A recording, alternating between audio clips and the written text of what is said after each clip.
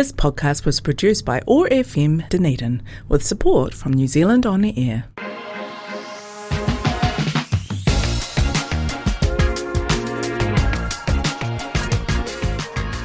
Kia ora katoa and welcome to the OI podcast, the podcast from the Otago Institute of Arts, Sciences, the Otago branch of the Royal Society of New Zealand, Te Aparangi. And we have lots of interesting discussions with very interesting people in the field of art, science and Mataranga Maori. And of course, you can find us on Otago Access Radio 105.4 FM, your great local community station. And everybody should have it tuned in. Or otherwise, you can listen to it on wherever you find your podcasts, on Spotify, Apple, or I don't know, I'm kind of stick to the newspaper myself. I'm so old school. But anyway, kia ora, I'm Trudy, and Dr. Barb is still sunning. Well, if it's that time of the year in Italy, somewhere in Europe, so I hope she's having a great break. So we're looking forward to her coming back, but equally, I hope she's really enjoying her break. But today, we're really excited because we have with us in the studio Kussi Hurtado-Stuart, or Mr. H as he's known at Otago Girls. That's correct. Yeah, so kia ora, Kussi, and welcome to the show. Thank you very much for having me. Nice being here. Yeah, and we're going to have a chat about education because, man, oh man, is that kind of blown up recently. Perhaps a long, slow-burning fuse, but we'll get to that. Anyway, we're going to start with a wee bit about your education journey, and then we'll get into the nuts and bolts around education, the current issues, because you're also the regional chair of the Otago PPTA. That's correct. Following in the earnest steps of my former boss, David Benson Pope. So, oh, yeah? Yeah. Mind you, it's going back a long way. So, yes. So you have so you're the maths and physics teacher at Otago Girls. That's right. Right. Yep. Yeah. So how did you get there? I see you've done a BSc and then a diploma in languages. And then a teaching diploma. So that's quite an interesting journey. Yeah. Yeah, not the straightest of lines. I mean, originally I'm from Peru, or Peru as I should say. Education systems there are very, very different, obviously. So coming to New Zealand was a big change for us. Once in New Zealand, Wanganui High School and a primary school over that way. And then things kind of, when I got to uni, the world opens up to you. Right. And suddenly you've got the things that you know you should be doing for a job and the things that you love to do, and languages was one of those things for me. And it actually ties into how I started into teaching. When I was at university, I joined the Capoeira club that was existing there. That was fantastic. I really loved it. The physicality, the musicality, the everything, the art of it. So I did a diploma in Portuguese because why not? While you're cool. at uni. Yeah, Portuguese, that's a really popular language. Yeah. Well, it's spoken lots around the world, but I wasn't doing it because I thought it would come in handy. I just enjoyed the learning of it, At the same time, I was doing the maths and the physics, and that was really, really challenging. It is a really challenging subject. I've definitely had my struggles with mathematics, and it's nice to be able to be on the other side of it and helping those students through. And I noticed when I was doing the capoeira that I ended up teaching those classes, and I just became fascinated by the fact that I'd be teaching a class, and for some of my students, when I was facing them, they could mimic my movements, and other students found that really challenging. Right. And I'd face away from them, and they would shadow my movements like I was their shadow, and they would, different learning styles. That's exactly right. And so I suddenly started to think in my last couple of years of my study about how I was teaching these martial arts classes and how I could be most efficient with the hour and a half that we had each week to get them to progress the fastest. And my mum, who's a Spanish teacher in Wanganui and taught at the high school that I went to, said to me, well, have you thought about teaching? Right. And I kind of went, it hadn't been on the radar at all, actually. I did physics because I like knowing things, I like knowing answers, and that one seemed to be the one that gave me the most satisfying answers. And then when Mum mentioned this to me, what occurred to me was I always wanted to use my degree. I had no interest in doing a physics degree and then working somewhere that didn't use that knowledge. Well, most physics people get kind of hauled into the finance industry to work on derivatives and make lots of money for companies. That's exactly right. You end up on six figures very quickly if you go that way. But it must be quite boring, I kind of think. I don't know. I guess I often think to myself, those people must, as much as maybe love or hate their jobs, you work for the weekend sometimes. And so Right, you do yes. the job, then you've got the money and you can, Yeah. I've got a relative who, became a dentist so that they could afford to buy a couple of cars and work on them at home and over the weekend, and your hours are closed off during the week, and you've got that freedom outside of work. And he enjoys the work as well. Right, yeah. But it wasn't, the main thing driving that decision. Whereas for me, it was a bit the other way. I wanted to use that knowledge, and heck, I use it every day. And I'm passing on, skills that go slightly beyond that in terms of problem solving and strategies and interpersonal skills. I mean, I'm sure we'll get into it in a bit, but teaching's broader than your subject. All about people, yeah. That's right. And I would have thought learning a language in maths and physics, similar kind of skills? Yeah. Or parts of your brain or something you use to learn those subjects, or is it quite different? Yeah, I think so. I often think that learning maths is like learning a language in itself. Oh, yes. Because you are totally learning how to take an idea and write it down in a form that's unfamiliar to you. You're using numbers and letters, and there's a whole bunch of different rules, the same way that you've got different conjugation rules and sometimes different characters that appear in different languages.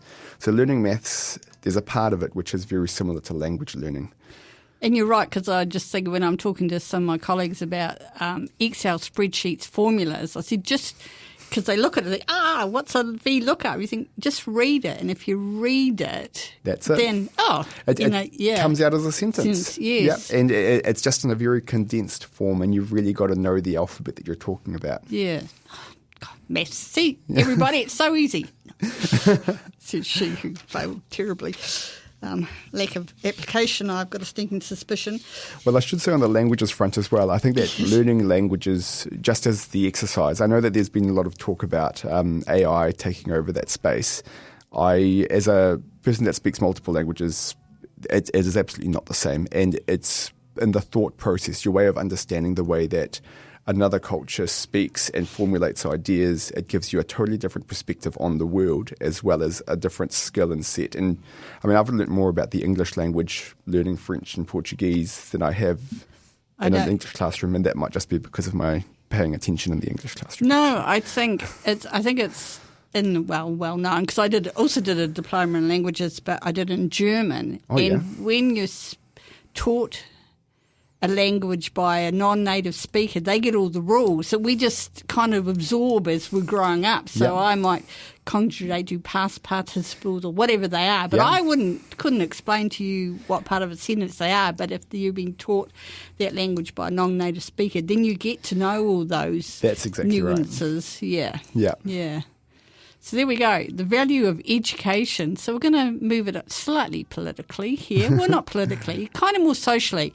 And we're going to start talking about equity and a meritocracy and what it is to have a society that's based on, why do I always put these big words I can't say?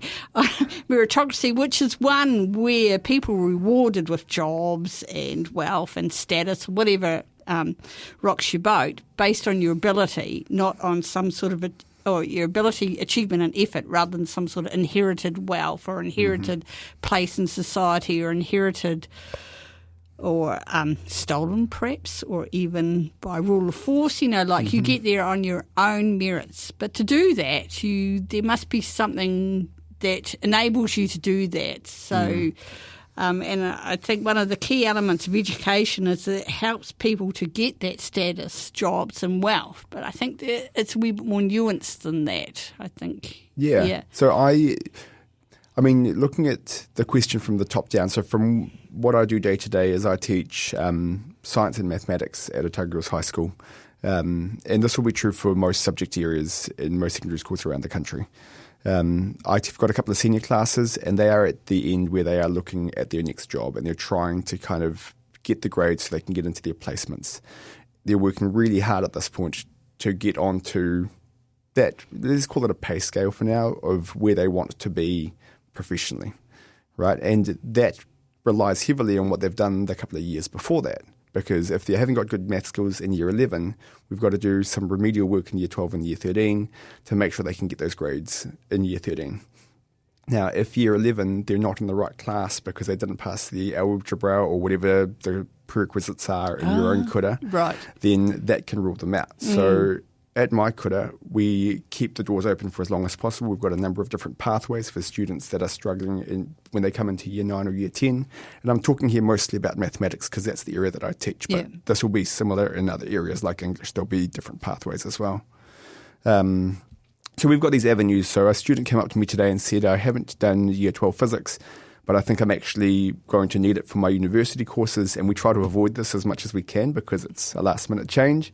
But I had a look through her records and I said, oh, well, your math skills are quite good. And I think this will be all right. And so we filed for a change of course for next year. Oh, okay. And I'm kind of, I've got her on now a list of students that may need support that I need to keep an eye on, right? And so there's these pathways that kind of get you to where you want to go. But like you say, they all require that starting point, right? And are they that kind of motivated or have such firm ideas about where they want to go? No, that's going to say. So we start mentor meetings in year 10. And the first mentor meeting, most awful question you can ask a teenager is, what do you want to do when you grow up? And I tend to make a joke. The students that I work with get to know me reasonably quickly, and it's a bit of blunt humour. It's like, what do you want to do when you grow up? And they've panicked look on their face. Yes. They're on radio, so you can't see it, but they're panicking. And I say, good. Well, that's probably the right answer at this point because whatever you think you're going to want to do is going to change. Tell me what you don't want to do when you grow up. Okay. And they don't even know that answer either. But you say, okay, do you want to work outside? Do you want to be out on the rain? Do you want to work in an office? Do you want to work in a cubicle? And they have much firmer ideas about that. It's really interesting. They know what they enjoy doing, but they don't have enough experience of the world to know what jobs involve. And turning that question around for them means that you start putting together a picture that starts in year 10 and you keep developing it through year 11 and year 12. And you've kind of got options. Student likes working in a cubicle, leave me alone with my headphones on and I'll get the work done. Maybe something with data entry or something along those lines is really good. If they want to be outside and working with nature, then Department of Conservation or something with Dunedin City Council might be a good fit. And so you start to try to put together things they want to do and then keeping the doors open for as many of those as possible. Often that's keeping their literacy and their numeracy up. And then you kind of progress from there. Now, this all assumes that they come into high school on a level playing field. That's right. Yes, and we know that come on, people, you've got to be blind and dumb out there if you don't know that everybody enters high school on a level playing field. Yep. So I've been reflecting on this personally a little bit lately, and I think that the greatest benefit to my education, as well as a supportive family at home and supportive teachers at the school, was actually Granny Sue buying a house that Mum could then rent off her, and we had stable accommodation for my entire high school and the last couple of years of my primary. And if I'd had to shift house every year or every couple of years or had any instability in my home life beyond the usual financial and academic and general stresses, things could have been very, very different for me. And it could be stuff as basic as sharing bedrooms. Yep. Yeah, like if you've got, kids of a wide range, you might have toddlers getting out in the middle of the night and you could be an early teenager trying to get your 8 hours of more sleep. So, it could be as little as, not having the right pair of shoes to go to school in because you can't afford it. So you feel embarrassed about that, so you don't go to school. And, you wag every second day because it's easier. And then by the time you've been caught up in the system and you're back into it, you've missed enough learning that you feel bad about that. And so then you avoid answering questions and look for reasons to get put out of class so that you don't. And it's kind of a spiral, isn't it? It definitely is. Yeah. We would talk about it in physics as a stable equilibrium. So you've got this path that kind of runs. It's like balancing on a tightrope. That's an unstable equilibrium because if you get a nudge either way, you fall down. Often being on the ground is a stable equilibrium because all of the inputs reinforce each other and they keep running you down. Right, yes. Whereas to stay on a balance beam, you need constant nudges either from yourself or from someone else to keep you balanced and poised up there. And I think we're seeing a lot more of that now where the social cohesion in our society is broken down a wee bit. There's much more hardship, there's much more instability in housing and financial for families that are struggling. So you end up picking up shifts during school time or someone's got to stay home to look after the kids so the parents can work. And all of those things help to drive down that equity in our education system and that leads to inequity further on. And then it kind of undermines that whole notion of a meritocratic society, because we're not all going to be able to achieve what we need to achieve so we can compete.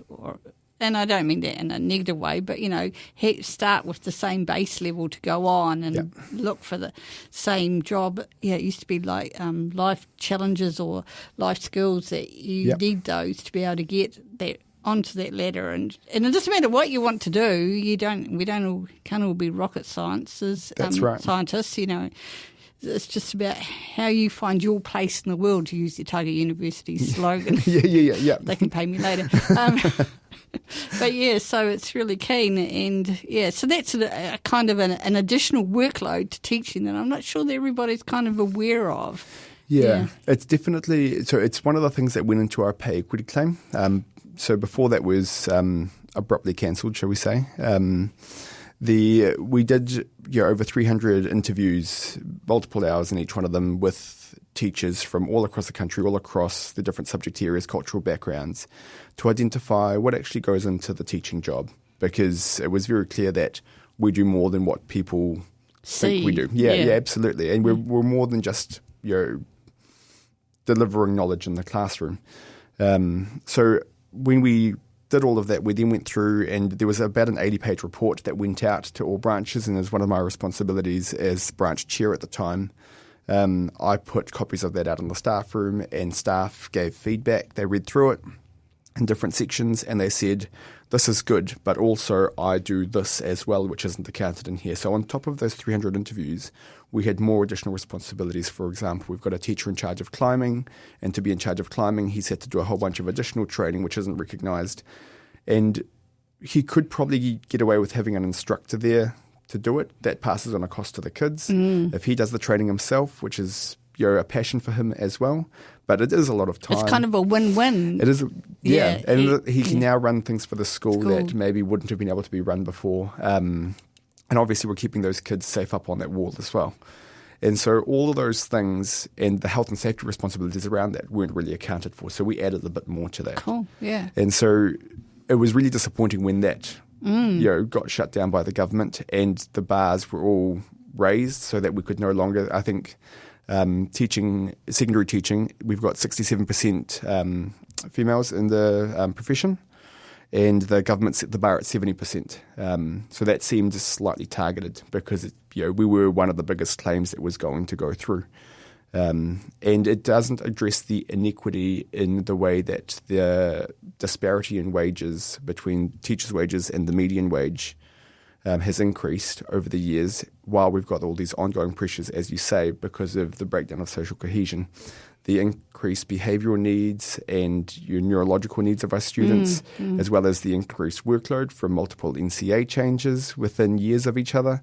None of that is addressed, and all of it takes time away from our planning and our teaching of the children, which is what the job should be. Should be, yeah. So if you were to sum up what the job should be, could you define it in a couple of sentences? I think I would find that quite challenging, just because I'm so indoctrinated into what it is now. Right. I might say that I am their daytime parent for some of my students. Yeah.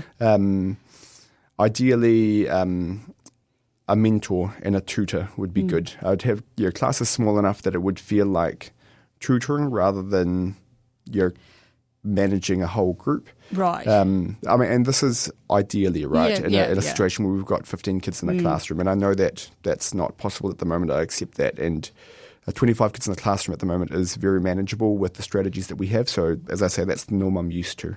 25? Is what is on average across the classes. Right. So I'd have more in a junior class probably, and in my senior physics I'd have less. But also the support that my senior physics needs is greater.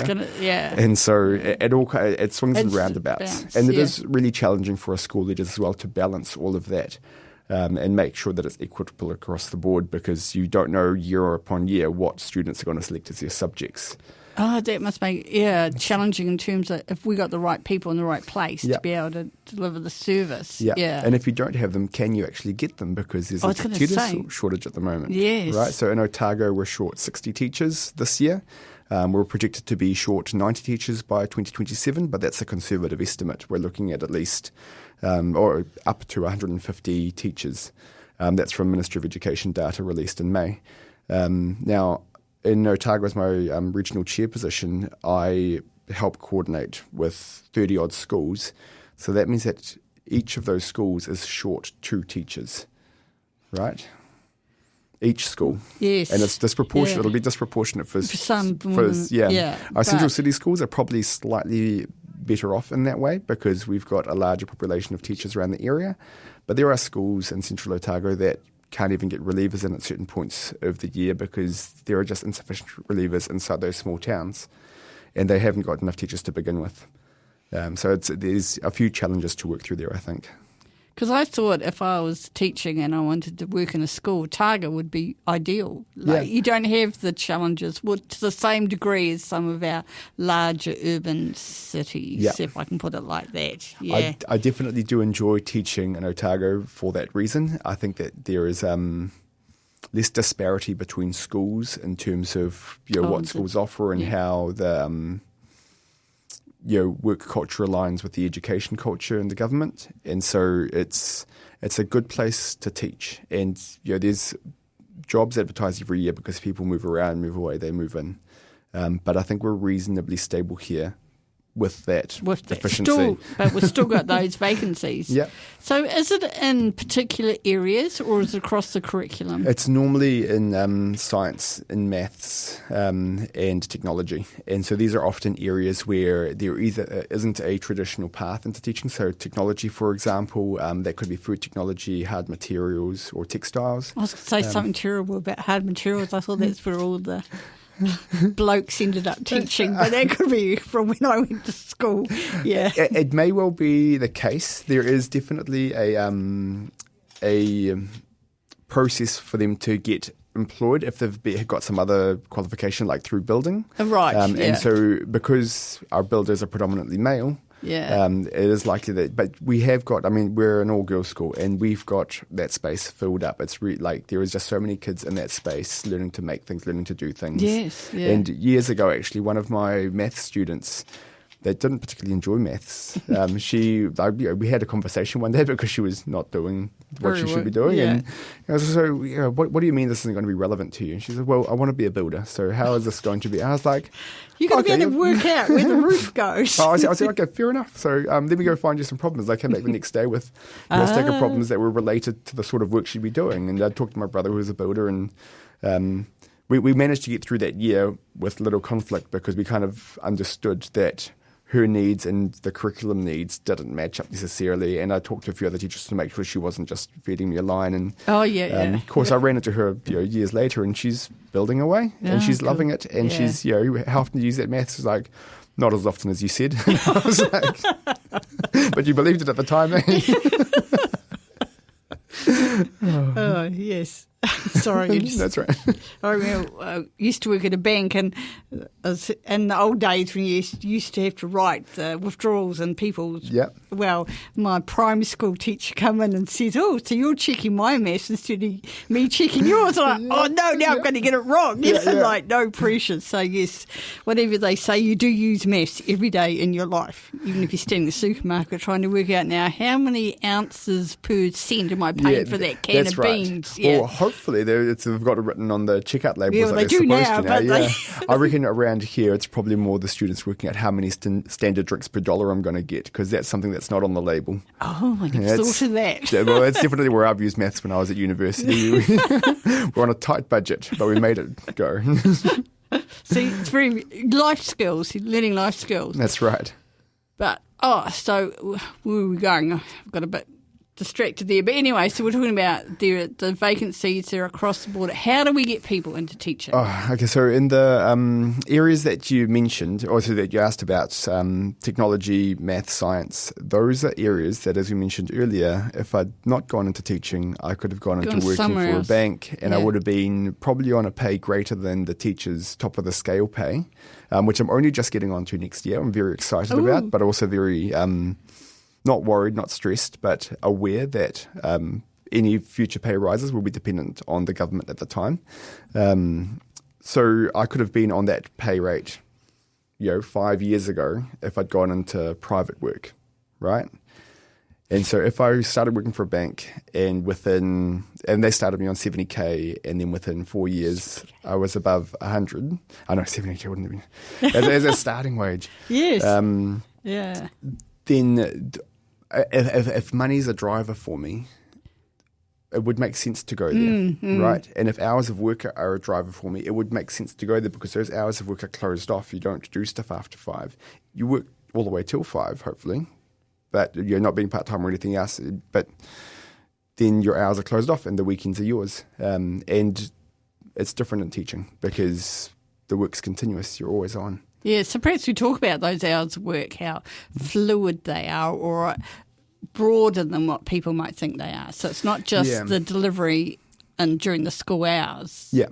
So last time we had negotiations, one of the things that came out of it was we actually managed to align ourselves, I think it's with the Employment Relations Act, because we didn't have a prescribed 8-hour day.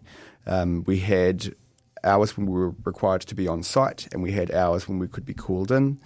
And teachers, by and large, worked more than 40 hours a week as a result, because when you've got no end cap and you're doing your job because you love it and you can see value in it and you actually really enjoy the planning and the work, and you've got to get through the admin so you can get through the fun stuff. You do end up putting in more hours than that, especially when it comes to camp weeks and stuff, because even before you go away for a full week with 16, 14-year-olds, you do all of the safety forms, you do the food prep, you do the budgeting, you do all of that. So what looks on the face like a 9-to-3 job, and our school's under construction, I'm very mindful that our tradies are often there before a lot of the staff arrive, and they're there after the staff leave. I know that I'm going to be getting emails at 7 o'clock from staff that are diligently chugging away, and I know, as you saw when you came in, that there's some marking in my bag, but if I've got 5 minutes, I'll squeeze a bit more of that in, because end of the day, I want to get through these marks so I can get the reports on and get the feedback back to the students before they do their next test. I am on track to do more than my 40 hours a week this year, so I've been logging my hours. Okay. And I think that by about week 8 of term 3, I will have completed a year's work. Right. And so there'll still be 2 weeks left in the term, and I'll continue to work and support the students and all of that. I will probably do my best to stop working at 3. But, I mean, some of the stuff that I'm doing at the moment is stuff that I really enjoy. The seniors have gone, so I'm looking at my courses from this year, reflecting on what I've done and how to teach them better. And because I like working with my hands, I'm putting together a few demos that I can use next year in my classes. Now, that's at home in the shed because that's a space where I can work.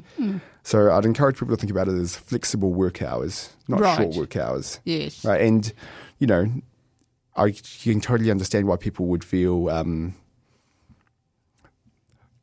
frustrated is not the right word, but feel that teachers are getting a pretty good deal because if I'm not teaching period 5, I can be there to pick up my kids on time. But then once my kids are in bed, the laptop's back out and I'm doing stuff at 10 at night. And I don't mind that. That's part of the job, and that's how I like to work it. Other people, they do their, especially colleagues of mine that are older and their kids aren't as reliant on them. They'll work till 4:30 every day. Right. And then they can go home and they can leave it alone. And then on the holidays, they'll come into school and they'll put in some hours.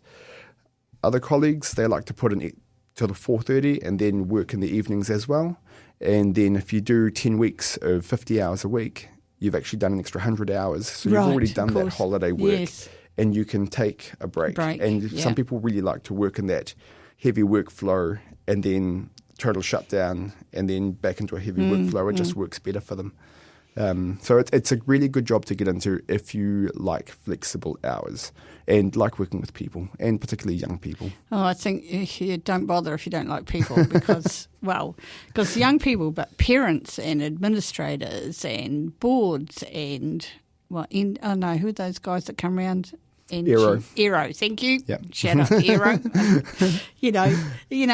It's all such people-orientated. So I think one of the challenges that when you're looking to do maths and sciences, think about what the end game is. And when it comes back to those questions you asked to year 10s about how do you like to work or what is it you like, and I don't think, I'm pleased to hear you're doing that because employ a lot of people, and I find it really interesting when they're looking at position descriptions. I won't apply for that job because I haven't got the skills. But I think, but think about it.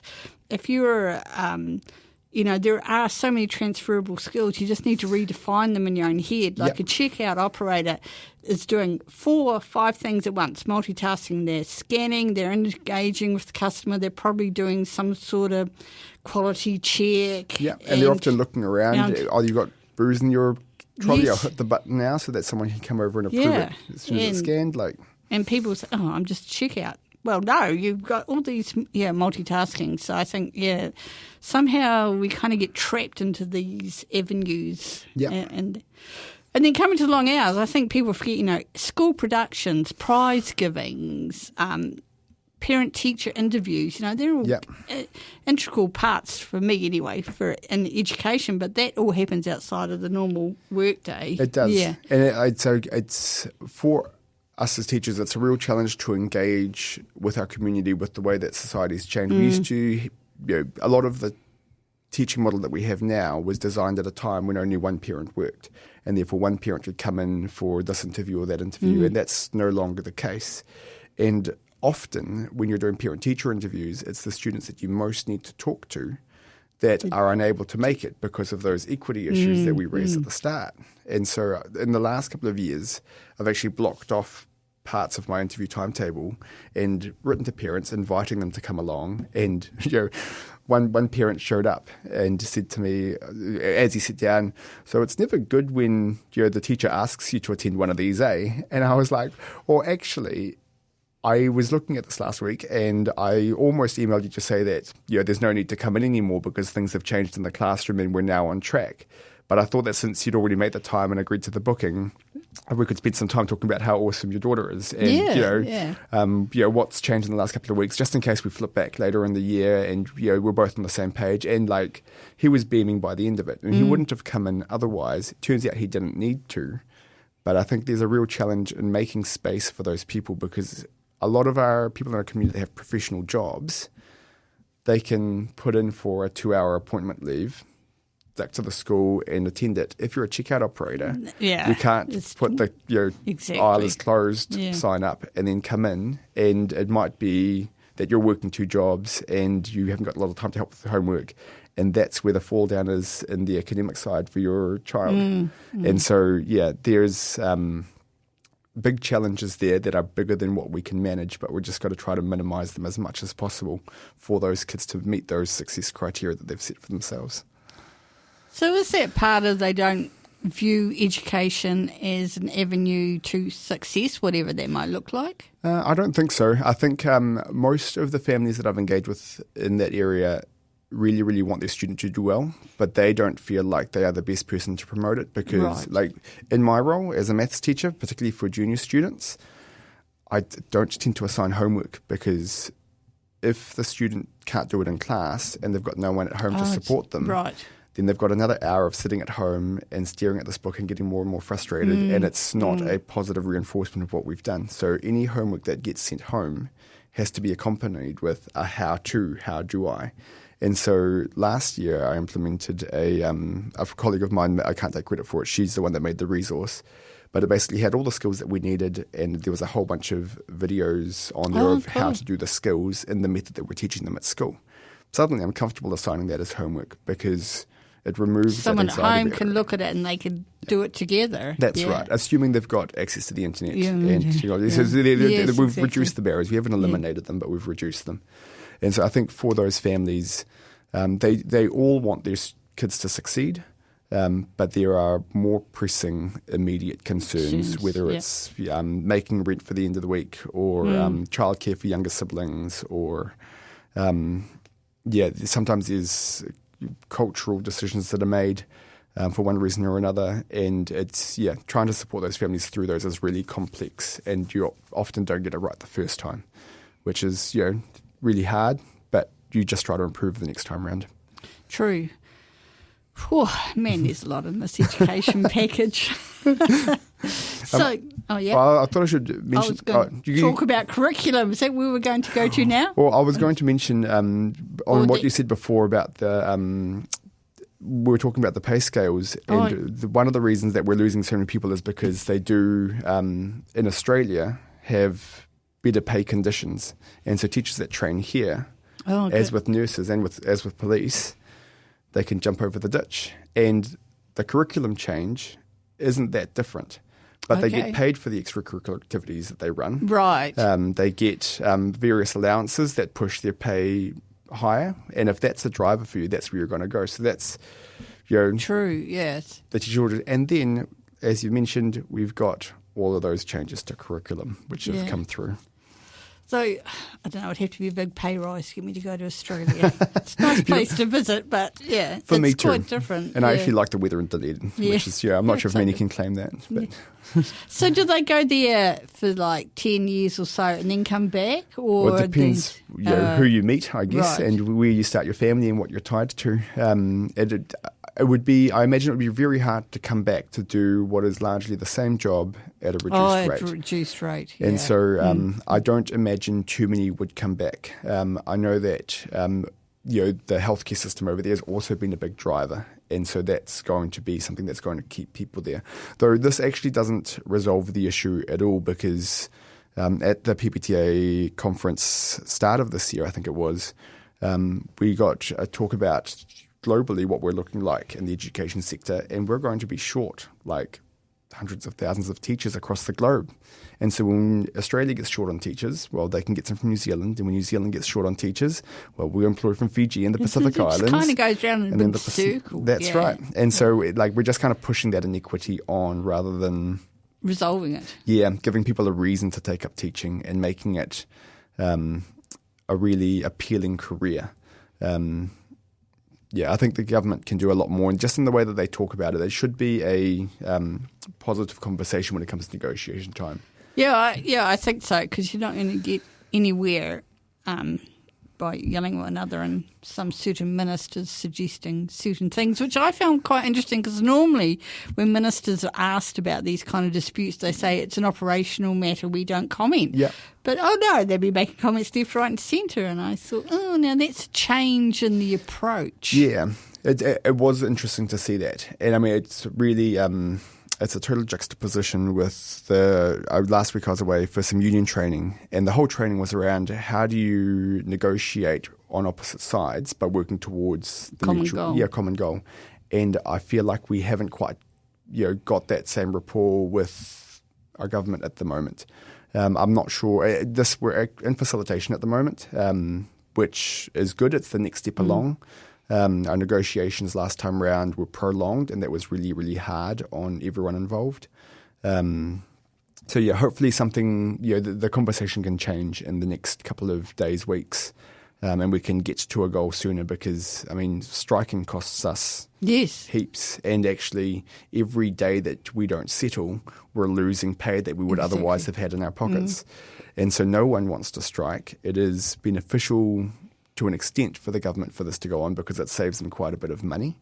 But they lose tax revenue. Like, if you're not paying, you can't pay your tax, you can't spend, buy goods. I agree. I don't think it's productive for anyone. No. And so it's good that we're back at the table, and we've called off our strike on next Friday as a result, which was really good as well, because that's made the administration life at school challenging, and that affects our students, and that's not what we don't want to do. No. I mean, I think it's quite a clever tactic to strike on when they're in exams, and yet somebody still said, it's going to disrupt students. Hold on a moment. What are your students doing? They're doing exams. So, It has been, it highlights that a lot of the people that are making these decisions have not been teachers. Yeah. And, conversations like this can help to educate the public, who are also not teachers, as to what the job's actually like.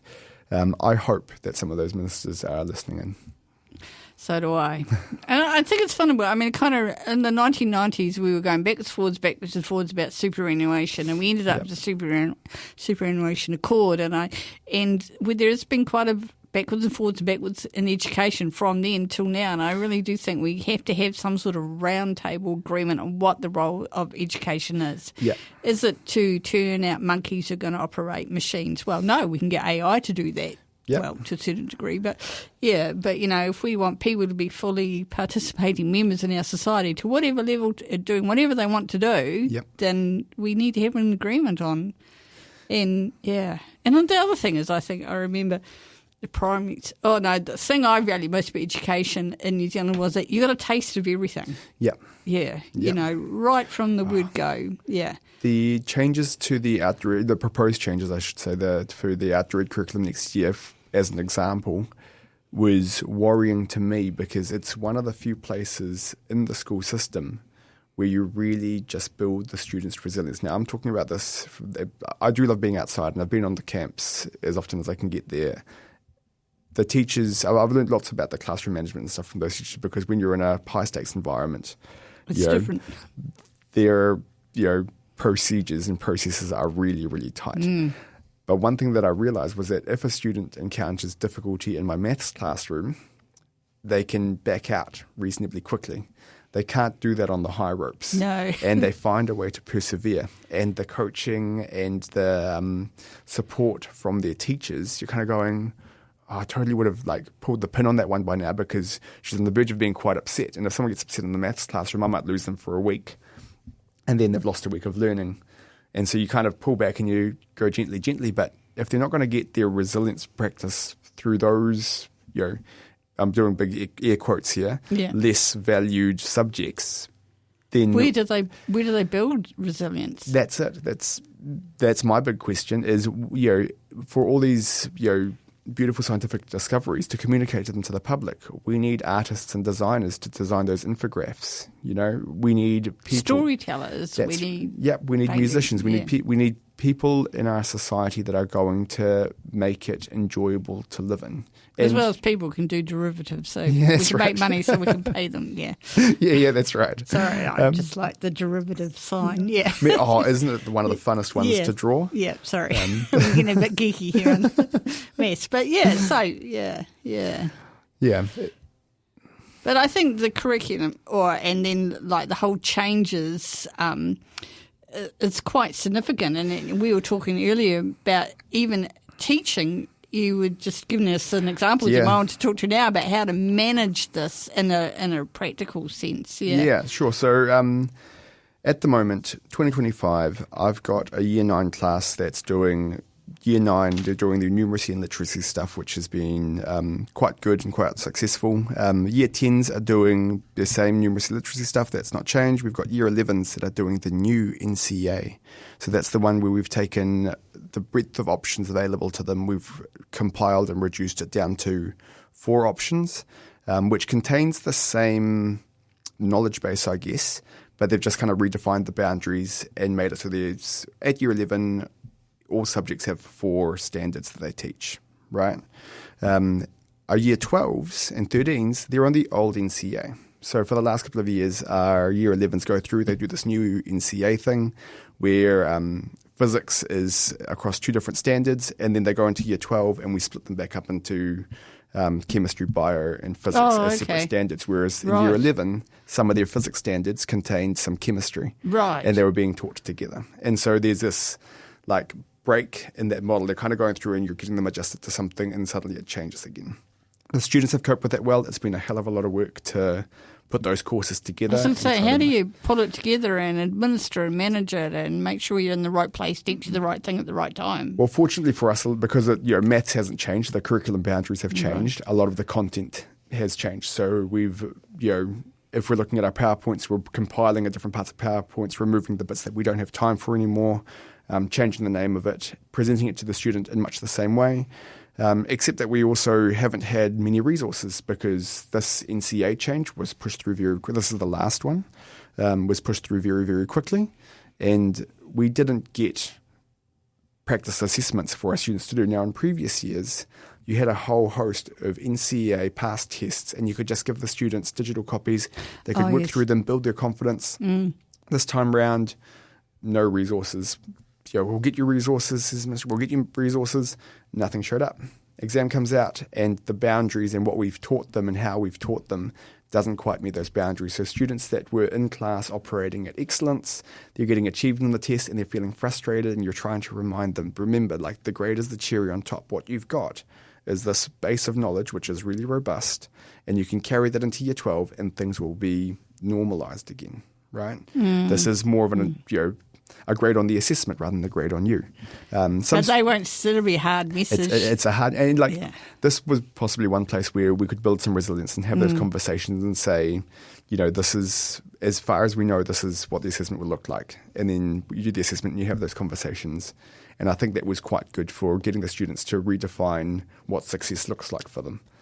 And I suppose, and it's really about understanding the framework that goes with those problems, those things that are tested. So you have to be resilient. It's about, okay, what are they really asking for here? Yeah. And sometimes that's quite a hard skill. Yeah, sitting a test is a totally different thing to knowing stuff. And for our year 9s that have just finished their end of year exams, a lot of the study time leading up to it is, how do you sit an exam? You don't spend ages on the first question. If you don't know it, you come back to it at the end, sort of the thing. Yeah, answer the ones you know first. That's right. If you're out there and you're going to do exams, do that. So moving into next year, we've got this brand spanking new curriculum that's being pushed through from year 0 to year 10, I think. But they're starting at year 9. And so it's odd. We went to a training day last Monday. We had a teacher-only day, and we all gathered up at St Hilda's, maths teachers, and someone from the ministry came to speak to us, and they had no more information than the previous emails had. Now, this is not an indictment on the presenter. She was wonderful, and she was very good at saying, I'm very sorry, but I haven't got any more information. It's just not available yet. And it was one of those long 3-hour meetings that could have been an email, really. But it was good to be there and hear talk to you. That's right. Yeah. And so for next year, in terms of curriculum changes, we're expecting we were planning to start teaching the new year 9 curriculum. Now that has changed where our boundaries are. So things that they were learning in year 9 this year, a lot of that content should be taught at year 8 from next year onwards. Right. So next year we're going to start teaching year 9. Under the assumption that the year 8s coming through have already done that stuff, because there's no staggered start. Like with the last NCA change, they changed level 1 and then they were going to let that settle, then change level 2, change level 3. This time, we're going to change them all at once, and we're going to have 8 years worth of delay until those... They go through the whole system. Yeah. So the year 0s are going to be the first ones to come through. Now, one of the things about this new curriculum is they've actually added a whole bunch of content at those earlier years. And if you look at the amount of content, so in that training, she said the estimates that they've done around hours of teaching was 38 weeks at 4 hours per week, right? Now, we don't get 4 hours per week for maths in our school. We're working towards that next year so that we can actually get through this content. But already we're kind of looking, okay, what stuff... can we cut? What can we combine? What skills aren't going to be assessed in year 9 that we can then assess at year 10 instead? What things are the same? What are double-ups? And even if we did have 38 weeks, how many more maths teachers would we need? And we're already short 60 teachers in Otago, right? So this has been put in with little understanding of the bottlenecks in the system, little understanding or little appreciation for the staffing issues. The students are then going to go into year 10. They're going to go back into the old new NCA that I mentioned before for year 11, because that hasn't been changed yet. And they'll go back into the old NCA for year 12 and 13. So it's a real hodgepodge of, and this is not the student's problem, I should say. It is a student's problem. Well, they're the ones that get impacted by it. Well, I think the teachers are going, as we are in our school, we're preparing to shield them as much as possible. And the conversations about, the knowledge is the outcome. And the students won't know that a lot of this is happening. They'll just show up to class and we'll go, oh my gosh, most of these guys are at, framework level 4. They're meant to be at 6. My class is, really broad in terms of their ability. What am I going to do? And so you have resources across the board and you try to get those level 4s up to level 5, the 5s to 6, the 6s to 7, the 7s to 8. Where they should be. And so the students hopefully won't know much different, but the workload increase is tremendous. It sounds like it. Yeah, and so also the supports that the school would then provide, the additional tutorials, which are not part of your contact time, support for home, which we've talked about as an equity issue. A lot of this is really worrying because there is a group of schools that is not subjected to these changes. Can you guess the group of schools? Starts with C, ends with Harta. So the charter schools. And they get to set their own parameters for assessment and what success looks like for them. And they get government funding? Yes. See, that's the bit I don't understand. Like, it doesn't make any sense in my head at all. They get same as all the other schools, but they can operate independently. How do they do that? So if you want it to make sense, Trudy, you need to want to privatise the education sector. Well, and as soon as you want to do that, then it makes sense to start funding private schools publicly. And also, like when we get, so they're going to do some assessment. They've got a new standardised assessment format, and they will probably have some evidence that says that we're underperforming in the public sector because they've changed the goalposts this year. We're assessing students that aren't ready for it, and when you compare that to private and charter school assessments, we may not look so favourable, and it's really easy to build up an argument as to why you need more of these schools which are performing at the right level when actually it's the goalposts that that they've set for themselves. Yes, exactly. Yeah. I think the funding per student for charter schools was about 8 times that as the funding per student for a public school. And it comes out of my pocket. It comes out of your pocket. You also fund private schools, by the way. There's about $44 million worth of public money which goes into public schools, and that's one place where we are slightly better than Australia because they fund a lot more over there. And there are some totally private schools, and then there are some private. I can't remember the term for it. I think generally the private schools, all of them get some public funding. There is a certain amount of money which had been frozen by the Labour government last time and has been unfrozen now. And I think last time I heard it was about $44 million. It's gone up a bit since then. So that's public money per year going to schools that set their own rules. And, I should say I went to a private school when I was in Peru. The education system there is very, very different. And I don't begrudge anyone the choice that they make for their children. Kapai, that's all good. But I think the public system... But who pays? That's always the question. That's right. And we wouldn't need private schools or charter schools if we had a really robust, well-funded, well-staffed public sector. Interesting. In Korea, there's some exam they will do in their last year of high school, I think, and it determines what university they go to. It's so important that when they're doing the English hearing, listening part of it, the government says there's no air flights below 3 kilometres or something within a school zone. So they can all hear. So it creates a totally level playing field to make sure everybody can get to the school on time to do this test. They've got police with signs saying, if you need to ride to school, give us the out. They've put on more public transport. They've put on... So it's really... Because that is quite meritocracy, well, perhaps. But, it's really investing in making sure that everybody gets... fair suck of the sab, as we used to say. Right. Yeah. And then here we're dicking... Oh, now I'm getting really political. Sorry, people. We'll probably get the sack when Dr. Barb comes back. So anyway, we haven't got much time left. Is there anything I've missed? Off the top of my head, or not anything else you want to say? No, not really. If you have been out seeing us on the strikes and you've been supportive, thank you very much. We really appreciate your support. We are sorry for the disruption.